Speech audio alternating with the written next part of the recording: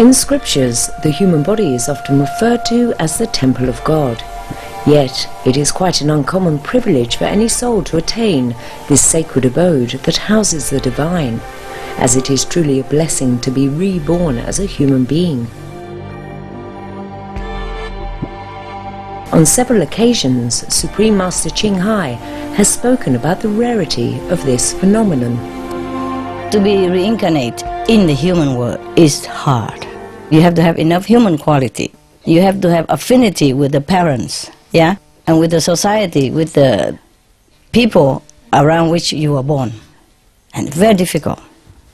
To be a human, you need some merit.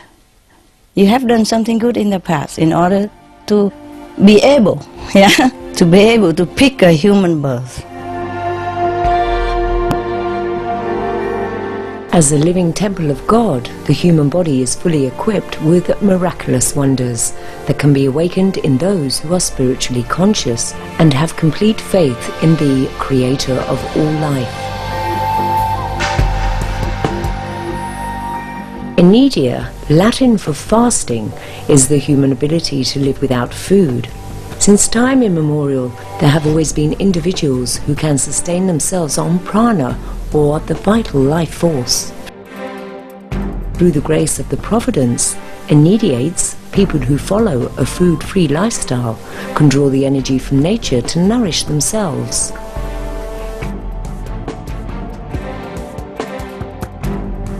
They live on the chi, from the ground, or from the forest, and from the sun and from the air. They make use of all that. Or they live on love, on faith alone. These individuals are known as breatharians, solarians, watarians, or pranarians, and they come from all walks of life, from different cultures and all corners of the world. Indeed, the possibilities and miracles in this life, as our benevolent Creator has designed for us, are endless. We only need to connect within to recognize our abounding largesse as God's children. Supreme Master Ching Hai has lovingly recommended a weekly series on Supreme Master Television to introduce those individuals of the past and present who have chosen to live food-free on earth. May their spiritual stories enthrall you. May hearts be opened and horizons be expanded.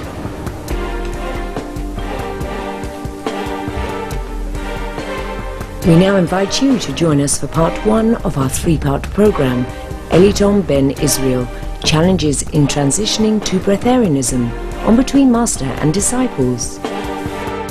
This program discusses the possibility of breatharianism, or living without eating food, and is not a full instruction.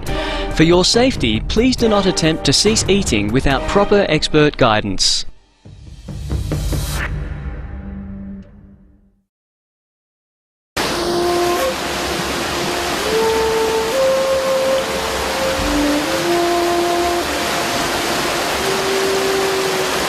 Elitom Ben Israel, a breatharian living in Columbus, Ohio, USA, hasn't consumed food for over 10 years.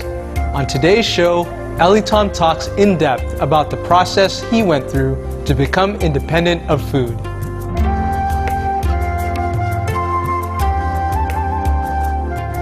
So Elitom, you mentioned before when you started off becoming a breatharian, with day 1 there was a few struggles and how it went on with the physical and the emotional. If you could share with us a little bit what that was like starting out to become a breatharian.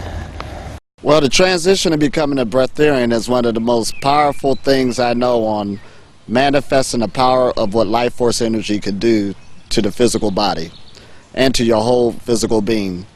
Day 1 of going into this transition was a real trying day for the simple fact the body, of course, is going to get weak. You feel aches and pains here, but they don't last long. However, your overwhelming mind about going into this initiation overrides the pain, so you just want to see the full outcome and you just keep looking down the road. Going into the second day, your emotional body plays a lot with you. it comes up and say, well, just go ahead and have something. This pain is getting kind of tough. You know, are we making a mistake going the wrong way? But of course, you still want to see the outcome. The pains is a lot more critical now in the physical body, but just stick with it and let the transition take place, and the pains will soon work their way out. How did you do that, or how did you deal with that? Well, basically, that's why I tell people going into this transition, at least try to get a schedule where you can start off not doing nothing. You don't have to run here, run there. Of course, when I went into the breatharian transition, I still had to go to work and still take care of daily duties and stuff like that. But the first 3 days or the first week, if you can get it to where you don't have to do nothing at all, that'd be the best way to go into the transition. So when these pains come up in the body, if you just let the pains work their way out, because the body's intelligent enough on how to get rid of toxicity. It's not going to get rid of too much where it's going to kill you, and it knows how to move it, you know, traditionally out of the body. It knows what it's doing. So going into the third day of the transition, after you make it through the third day, the hunger pains will cease. You will feel those hunger pains, the stomach growling and stuff like that. But about the third day, the hunger pains will stop altogether. And once you get to that point, you know right there it's not a physical thing. It's mental and emotional you're dealing with now. Please stay tuned to Supreme Master Television. Between Master and Disciples will return in just a moment.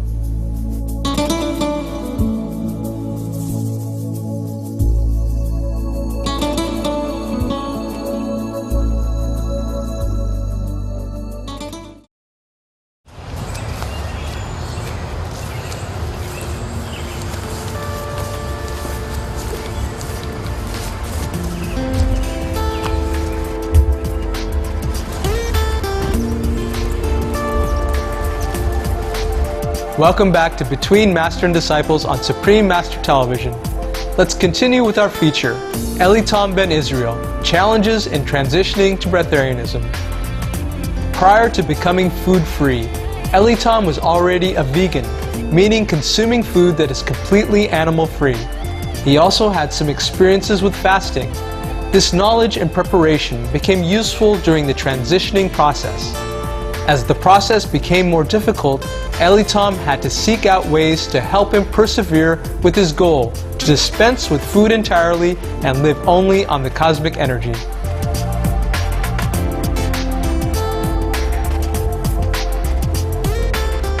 About the third day, the fourth day, the fifth day, that I was saying, uh-oh, I think I made a mistake. But the information I received is different. So I know I had to come up with other things in order to make this work. I was going off of Jas Muheen's information by shutting everything down, but being in the society, you still have to work. You still have to deal with people and friends around you. So I was in that type of situation where I didn't have a lot of money to just go shut down everything. I had to keep my life going. So that's what I started to seek the knowledge on, putting in different meditations, different spiritual practices, finding out how to deal with my chakras, build up the energies. And as I started doing that, I started finding more relief time and time again. Now I'm going to regress a little bit. Before I took the first day, I was a vegan. But I was also in a cycle already of taking a fast once a week to let the system heal. So right there, I've already got stronger on the idea of fasting. But now this wasn't fasting anymore, because in meditation I was reprogramming the body to feed off of other energies, off of other sources. Get all your vitamins and minerals from the atmosphere itself. So there was a shift that took place on the body right away, and I felt this. And as time went forward, I got stronger and stronger from the first day.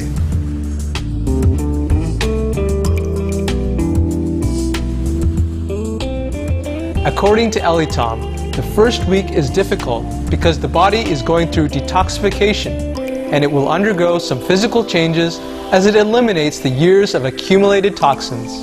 Now the fourth and fifth and sixth day, those transitions will go through. You just have to hang in there. The pains will come, but you know they're going to leave. A lot of mucus will start coming to the mouth, so the breath will start smelling. So it's best to take some ice or gargle it out for your breath. But at the same time, don't drink nothing or don't eat nothing, at least the first week. Because what happens, as soon as you take something, the detoxification process stops on the physical body. Just by us sitting here right now not eating or drinking, the body is healing itself. It's already in the detoxifying mode, because the constitution of the body is to heal itself constantly.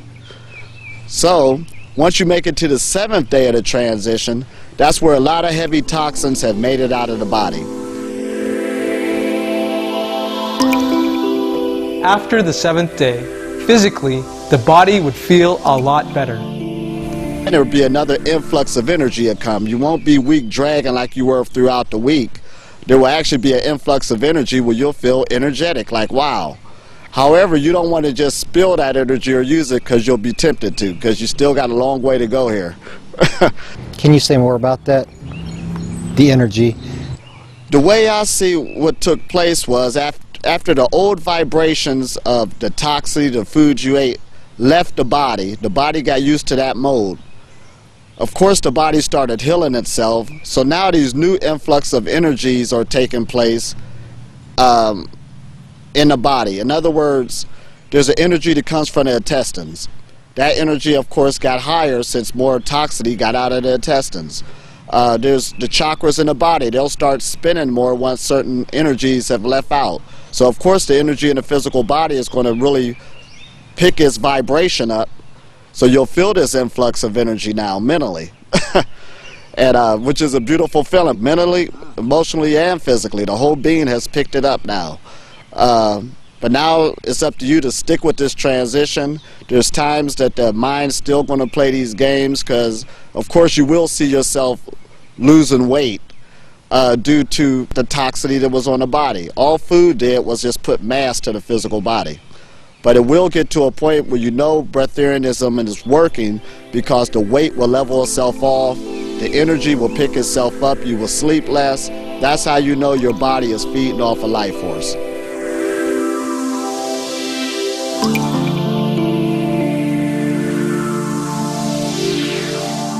Once Elitom had gotten past the first week of detoxification, what other challenges did he have to face as he continued with the transition to become food-free? Join us again next Sunday when we continue with Elitom's journey to become a breatharian. We appreciate your elated company on today's episode of Between Master and Disciples. Coming up next is Good People, Good Works, right after noteworthy news. Please stay tuned to Supreme Master Television. God bless and farewell for now.